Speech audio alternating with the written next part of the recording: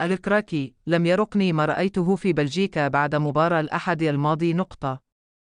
هؤلاء ليسوا مغاربة ونحن نحتفل دائما باحترام الآخر وثقافته. لم يخفي وليد الكراكي مدرب المنتخب المغربي امتعاضه من أحداث التكسير التي عرفتها مدينة بروكسل البلجيكي في أعقاب مباراة المغرب وبلجيكا يوم الأحد الفارط التي اندرجت في إطار الجولة الثاني للمنافسات المجموعة السادسة ضمن نهائيات كأس العالم قطر 2022.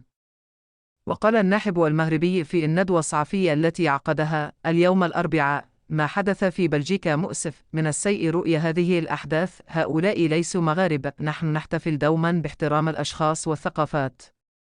وتابع المتحدث نفسه قائلا: لم يرقني ما رأيت، أتمنى من المغاربة الحقيقيين أن يستمتعوا يوم غد الخميس.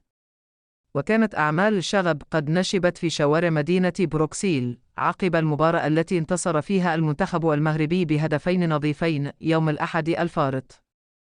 وسيلاقي أسود الأطلس المنتخب الكندي غدا الخميس انطلاقا من 1:06:00 عصرا غرينتش موجب 1 لحساب الجولة الثالثة من منافسات المجموعة السادسة ضمن نهائيات مونديال قطر 2022.